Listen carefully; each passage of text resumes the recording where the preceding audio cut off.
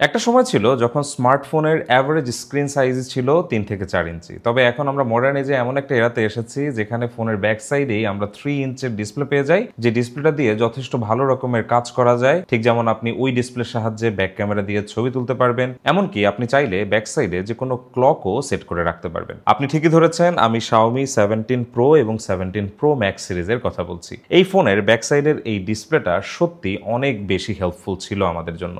Specially আমরা যারা on the go video করতে পছন্দ করি বা ছবি তুলতে পছন্দ করি, এবং ব্যাক সাইডের ক্যামেরার রেজলিউশন যেহেতু অনেক ভালো হয়, তাই ওই মেইন ক্যামেরার রেজলিউশনে আমরা যারা ছবি ভিডিও করি তাদের জন্য এই Xiaomi 17 Pro বা Pro Max সিরিজের ফোনগুলো আমার মনে হয় খুবই ভালো একটি চয়েস হতে পারে। আজকে আমরা এই ফোনটির একটি ইনডেপথ রিভিউ করব, এই ফোনটির ডিসপ্লে, ক্যামেরা, পারফরমেন্স নিয়ে একটি বিস্তারিত আলোচনা করব। তবে তার আগে আপনাদেরকে বলতে চাই যে এই ফোনটি আপনারা যারা কিনতে চাচ্ছেন তারা এই ফোনটি অ্যাভেলেবল পেয়ে যাবেন আনবক্সিং টেক থেকে। আনবক্সিং টেকের কাছে আপনি Xiaomi 17 Pro, Pro Max এছাড়া এ ধরনের বিভিন্ন ফ্ল্যাগশিপ ফোন অ্যাভেলেবল পেয়ে যাবেন। তাদের শোরুমের ঠিকানা এবং ফেসবুক পেজের লিংক আমাদের ভিডিও ডেসক্রিপশনে দিয়ে রাখবো। আপনাদের প্রয়োজন পড়লে আপনারা অবশ্যই তাদের সাথে যোগাযোগ করে নিতে পারবেন। রিভিউর একদম শুরুতে ফোনের বক্সটি নিয়ে আলাদা করে কথা বলতে হয়, কারণ এই বক্সটি অন্য যে কোনো ফোনের বক্সের থেকে আলাদা। সাইজে কিছুটা লম্বা। এই বক্সটা খোলার সাথে সাথে আপনি ভেতরে দুইটা সেকশন দেখতে পাবেন, যার মধ্যে প্রথম সেকশনেই থাকছে হচ্ছে ফোনটি, এবং তার নিচের সেকশনে আপনি পেয়ে যাবেন 100 ওয়াটের একটি চার্জার এবং তার সাথে একটি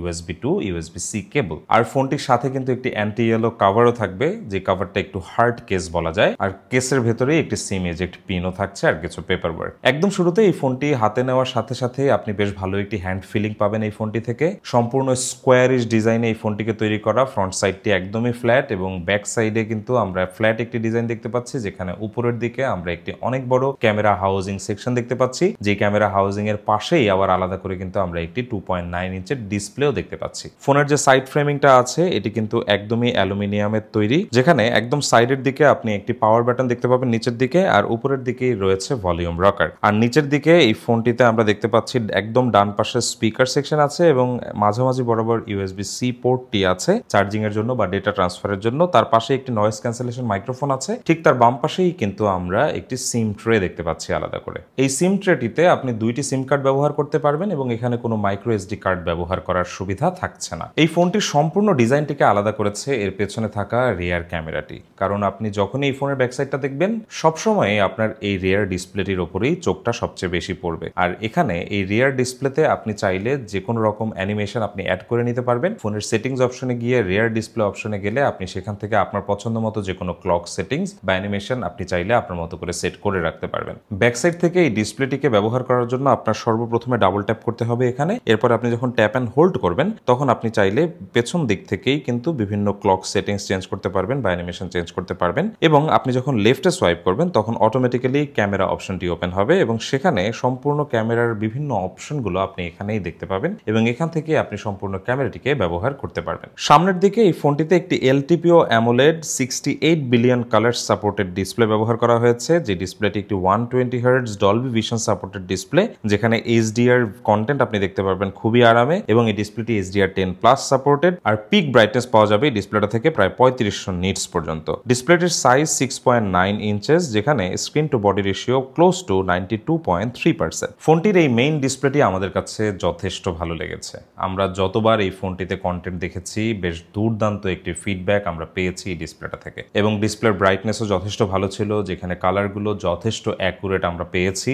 এমনকি ডিসপ্লের টাচ রেসপন্সিভনেস খুবই দারুণ ছিল, যেখানে আমরা কোনো প্রকার টাচ লেটেন্সি পাইনি। এক কথায় খুবই কন্ট্রাস্টি একটি কালার আমরা এই ডিসপ্লেটা থেকে পেয়েছি, যা সত্যি বেশ দুর্দান্ত একটি ডিসপ্লে এক্সপেরিয়েন্স আমাদেরকে দিয়েছে। ফোনটিতে অপারেটিং সিস্টেম হিসেবে থাকছে HyperOS 3, যা Android 16 এর উপরে বেস করে তৈরি করা। আপনারা যারা দীর্ঘদিন ধরে Xiaomi ব্যবহার করেন তারা জানেন যে HyperOS এর প্রোজ এবং কনস গুলো কি কি। তবে ধীরে ধীরে HyperOS কিন্তু অনেক ভালো করছে, ঠিক যেমন এই ফোনটাতেও HyperOS বেশ ভালো পারফর্ম করছিল। আমরা লিটারালি কোনো প্রকার লেটেন্সি পাইনি বা কোনো প্রকার ল্যাগের মতো ইস্যু আমরা HyperOS এর এই ভার্সনটি থেকে এই ফোনে পাইনি। আর সেটা না পাওয়ার একটি কারণও আছে, কারণ এই ফোনটিতে কিন্তু কোয়ালকমের স্ন্যাপড্রাগন 8 Elite Gen 5 এর চিপসেট ব্যবহার করা হয়েছে, যা 3 ন্যানোমিটার টেকনোলজিতে তৈরি করা একটি চিপসেট। খুবই পাওয়ারফুল এই চিপসেটটি কিন্তু আমরা প্রথমবারের মতো অ্যান্ড্রয়েডের এই ফোনটিতেই দেখতে পাচ্ছি। ভবিষ্যতে আমরা অবশ্যই যতগুলো ফ্ল্যাগশিপ রেঞ্জের ফোন লঞ্চ হতে দেখব সব ফোনে অবশ্যই স্ন্যাপড্রাগনের এই Elite 5 চিপসেটটি ব্যবহার করা হবে।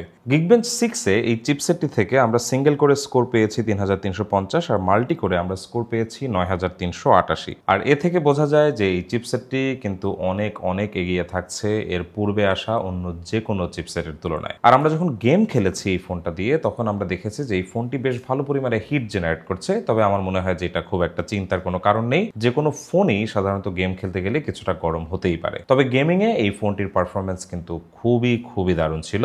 আপনারা যারা হেভি গেম খেলতে পছন্দ করেন তাদের জন্যই কিন্তু এই ধরনের ফ্ল্যাগশিপ ফোনগুলো তৈরি করা। এবারে আসুন ক্যামেরা নিয়ে একটু কথা বলি। যেহেতু ফ্ল্যাগশিপ ফোন তাই সবার মেইন ফোকাসটাই থাকে ক্যামেরার উপরে। ব্যাক সাইডে এই ফোনটিতে আপনি পেয়ে যাবেন 50 মেগাপিক্সেলের 3টি ক্যামেরা সেন্সর, যে 3টি ক্যামেরাই লাইকার সাথে কোলাবোরেট করে তৈরি করা। আপনারা জানেন যে শাওমি লাইকার সাথে কোলাবোরেট করেই তাদের এই ফ্ল্যাগশিপ রেঞ্জের ফোনগুলোর ক্যামেরাগুলো তৈরি করে থাকে, আর যেই কারণে এই ক্যামেরাগুলোর প্রত্যেকটি ছবি যথেষ্ট ভালো লাগবে আপনার কাছে। ক্যামেরা অপশনে গেলে আপনি প্রথমেই দেখতে পাবেন যে এখানে অনেকগুলো ফোকাল লেন্থে ছবি তোলার সুযোগ আছে। আলট্রা ওয়াইডে 0.7x এ ছবি তুলতে পারবেন। মেইন ক্যামেরা সেন্সর দিয়ে আপনি 1x এবং 2x এ ছবি তুলতে পারবেন, এবং টেলিফোটো ক্যামেরা সেন্সরটির মাধ্যমে আপনি 5x এ ছবি তুলতে পারবেন এবং 10x এ ছবি তুলতে পারবেন। আমরা আমাদের ব্যবহারে প্রত্যেকটি ফোকাল লেন্থ দিয়ে ছবি তুলেছি এবং আমরা প্রত্যেকটি ফোকাল লেন্থ থেকেই বেশ ভালো রেজাল্ট পেয়েছি এর প্রত্যেকটি ছবিতে। হোক সেটা আলট্রা ওয়াইড ক্যামেরা সেন্সর কিংবা মেইন ক্যামেরা সেন্সর বা টেলিফোটো ক্যামেরা সেন্সর, প্রত্যেকটি সেন্সর দিয়েই ছবি তুলতে গেলে আমরা বেশ ভালো একটি আউটকাম পেয়েছি। প্রত্যেকটি ছবিতে কালারগুলো বেশ ভাইব্রেন্ট ছিল, কন্ট্রাস্টি ছিল, যা দেখতে খুব ভালো লাগছিল। ন্যাচারাল কালার টোন ছিল এটা আমি বলতে পারবো না, কারণ হচ্ছে যে অধিকাংশ ক্ষেত্রেই আমরা দেখেছি যে কালারগুলোকে কিছুটা স্যাচুরেটেড করা হচ্ছে বা একটু কন্ট্রাস্টি করা হচ্ছে বা একটু আই সুদিং করা হচ্ছে, যাতে ছবিগুলো দেখতে আরো বেশি ভালো লাগে। বেশিরভাগ ক্ষেত্রে ছবিগুলোতে ফেসটাকে খুব স্মুথ করে ফেলা হয়। প্রত্যেকটি পোর্ট্রেট ছবিতে আপনি দেখবেন যে সাবজেক্টের ফেসগুলো কিন্তু যথেষ্ট স্মুথ করে ফেলা হয়েছে, যা কিছুটা এআই জেনারেটেড পিকচারের মতো একটা ভাইব দেয় আমাদেরকে, তবে ছবিগুলো দেখতে খুবই ভালো লাগে। প্রত্যেকটি ছবিতে ডেপথ ইফেক্ট আমরা দুর্দান্ত পেয়েছি, যেখানে ডেপথ ইফেক্টটা খুবই প্রিসাইজ ছিল এবং অ্যাকুরেট ছিল, ঠিক যেমন আমরা ডিএসএলআর ক্যামেরাতে পেয়ে যাই। হিউম্যান ফেসের সাইড পোর্শনগুলো যেমন হেয়ারের পোর্শন বা কানের পোর্শনগুলোতে আমরা বেশ ভালো একটি ডেপথ ইফেক্টের ফিনিশিং দেখেছি, যা সত্যিই দারুণ ছিল। কাজেই আপনারা যদি এই ফোনটি পোর্ট্রেট ছবি তোলার জন্য কেনার কথা ভাবেন তাহলে নিঃসন্দেহে আপনি এই ফোনটি নিতে পারেন, কারণ এই ফোনটি থেকে কিন্তু দুর্দান্ত পোর্ট্রেট ছবি জেনারেট করা যাচ্ছে। এর পাশাপাশি এর 50 মেগাপিক্সেল সেলফি ক্যামেরাটা নিয়ে যদি একটু কথা বলি তাহলে আপনারা দেখতে পাবেন যে 50 মেগাপিক্সেলের এই সেলফি ক্যামেরাটা দিয়েও বেশ ভালো ছবি তোলা যায়, যেখানে ডায়নামিক রেঞ্জটা আমাদের কাছে বেশ ভালোই লেগেছে। তবে যেহেতু রেয়ার ডিসপ্লে আছে এখানে, তাই চাইলে আপনি ব্যাক ক্যামেরার মেইন ক্যামেরা রেজলিউশন দিয়েও চাইলে সেলফি তুলতে পারবেন। এমনকি আলট্রা ওয়াইড এর এই শুটারটা দিয়েও কিন্তু আপনি ব্যাক ক্যামেরা দিয়েই ছবি তুলতে পারবেন। আলাদা করে যদি ভিডিওর কথা বলি তাহলে আমি বলবো যে ভিডিওর ক্ষেত্রেও আমরা বেশ ভালো একটি পারফরমেন্স পেয়েছি এই ফোনটা থেকে। ভিডিওর স্যাম্পলগুলো আমরা আপনাদেরকে দেখাচ্ছি, আশা করছি যে এই ভিডিও স্যাম্পলগুলো দেখলে আপনারা বুঝতে পারবেন। ভিডিওগুলোতে স্ট্যাবিলাইজেশন আমরা বেশ ভালো পেয়েছি, কারণ আমরা যখন দূর থেকে অনেক বেশি ফোকাল লেন্থে লাইক 5x এ যখন আমরা ভিডিও শুট করেছি তখন আমরা দেখেছি যে এখান থেকে বেশ ভালো স্টেবল ফুটেজ পাওয়া যাচ্ছে। এই ফোনটাতে আপনি 4K 120 FPS এ ভিডিও শুট করতে পারবেন, তবে এটা শুধুমাত্র আপনি 1x এ এবং 5x এ করতে পারবেন। তবে আপনি চাইলে 60 FPS এ কিন্তু যে কোনো ফোকাল লেন্থেই এই ফোনটা দিয়ে ভিডিও করতে পারবেন। বেশিরভাগ ক্ষেত্রে ভিডিও করার সময় আমরা এর ব্যাক সাইডের রেয়ার ডিসপ্লেটি ব্যবহার করেছি। রেয়ার ডিসপ্লে দিয়ে ভিডিও করার সময় আমরা আলট্রা ওয়াইডে অনেক বেশি ফিল্ড অফ ভিউ পেয়েছি, যেখানে আমরা 1x এ খুব বেশি ফিল্ড অফ ভিউ পাইনি, তবে 1x এর রেজলিউশনটা কম্পারেটিভলি অনেক বেটার। আমাদের ধারণ করা কিছু ভিডিও আমরা এখন আপনাদেরকে দেখাচ্ছি, এটা দেখে আপনারা বুঝতে পারবেন যে ক্যামেরা পারফরমেন্সটা রেয়ার ক্যামেরা দিয়ে ঠিক কেমন পাওয়া যায়। The best part of having this back display ক্যামেরার সাথে সেটা হচ্ছে যে আপনারা দেখতে পাচ্ছেন যে এখন আমি 1x এ ভিডিও করতে যাচ্ছি এবং আমি একদম ব্যাক ক্যামেরার যে মেইন রেজলিউশনটা আছে সেই মেইন রেজলিউশনটা পাচ্ছি। এটা কিন্তু আমরা যে কোনো ফোনে পারবো না, কারণ হচ্ছে আমরা ফ্রেমিংটা ঠিক করে বুঝতে পারবো না, আমাদের ফেস ক্যামেরার ফ্রেমের মধ্যে আছে কিনা এগুলো দেখতে পারবো না। বাট ব্যাক ক্যামেরার এই ছোট ডিসপ্লেটা থাকার কারণে আমরা খুব ইজিলি ট্র্যাক করতে পারছি যে আমাদের ফেসটা জায়গা মতো আছে কিনা। সো আই হোপ যে এই ফোনের ক্যামেরা কেমন তা আপনারা ইতিমধ্যেই বুঝতে পেরেছেন। ছবির ক্ষেত্রে এই ফোনের ক্যামেরাকে আমি যথেষ্ট এগিয়ে রাখবো, তবে আমার মনে হয় যে ভিডিওর ক্ষেত্রে এই ক্যামেরাটি আরো ইমপ্রুভ করতে পারে। এখানে ইমপ্রুভ করার আরো অনেক জায়গা আছে। আমার মনে হয় যে ভিডিওর ক্ষেত্রে প্রপার ডিটেইলিং এর কিছুটা অভাব আমি পেয়েছি। প্রপার সানলাইটে আমরা দেখেছি কিছু ক্ষেত্রে কালারগুলো ডিস্টর্টেড হয়ে যাচ্ছে, তবে আই হোপ যে Xiaomi এটা আপডেটের মাধ্যমে ফিক্স করতে পারবে সামনে। Xiaomiর এই 17 Pro Max ফোনটিতে 7000 7500 মিলি অ্যাম্পিয়ারের একটি ব্যাটারি আছে। ব্যাটারি ব্যাকআপের দিক থেকে আপনাকে একদমই চিন্তা করতে হবে না এই ফোনটা নিয়ে। যদিও এই ফোনের ব্যাক সাইডে একটি আলাদা ডিসপ্লে আছে যেটা অনেক বেশি পাওয়ার কনজাম করে ফেলবে, তবে এই জন্যই কিন্তু Xiaomi এখানে 7500 মিলি অ্যাম্পিয়ারের একটি ব্যাটারি ব্যবহার করেছে। আর যেহেতু 3 ন্যানোমিটারের স্ন্যাপড্রাগন চিপসেট আছে এখানে, যেটা 8 Elite 5, তাই এই চিপসেটটিও যথেষ্ট এফিশিয়েন্ট এবং আমার মনে হয় যে Xiaomi তাদের এই অপারেটিং সিস্টেমের সাথে এটাকে প্রপারলি অপটিমাইজও করেছে, যে কারণে এখান থেকে বেশ ভালো চার্জ ব্যাকআপ আমরা পেয়েছি।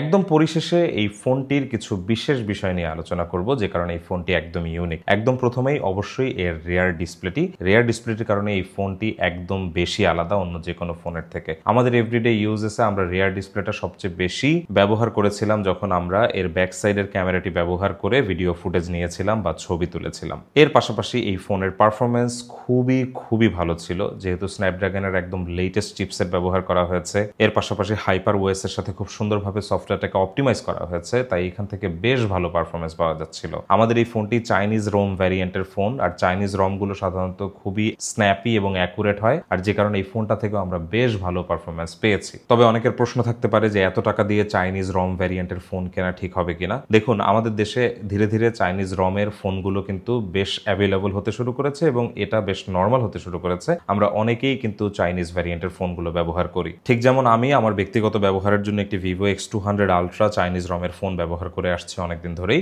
এবং আমি এই ফোনটি ব্যবহার করে বেশ আনন্দ পাচ্ছি বলে আমি বলবো। তাই দিন শেষে সিদ্ধান্তটি আপনার যে আপনি কিরকম ফোন ব্যবহার করতে চান। তো বন্ধুরা, অসংখ্য ধন্যবাদ আপনাদেরকে এই ভিডিওটি দেখার জন্য। আই হোপ যে এই ভিডিওটি আপনাদের জন্য হেল্পফুল ছিল। আর আপনারা যারা Xiaomi 17 Pro বা Pro Max বা এরকম ফ্ল্যাগশিপ রেঞ্জের অ্যান্ড্রয়েড ডিভাইস কিনতে চাচ্ছেন, তারা অবশ্যই আনবক্সিং টেকের শপটি ভিজিট করবেন। তাদের কাছে এই ধরনের ইউনিক অ্যান্ড্রয়েড ডিভাইস থেকে শুরু করে যে কোনো ডিভাইস আপনি অ্যাভেলেবল পেয়ে যাবেন, এবং নতুন ফোনের ক্ষেত্রে আপনি অবশ্যই ওয়ারেন্টি সুবিধাও তাদের কাছ থেকে বুঝে নিতে পারবেন। সবাইকে অসংখ্য ধন্যবাদ ভিডিওটি দেখার জন্য। সবাই ভালো থাকবেন। আল্লাহ হাফেজ।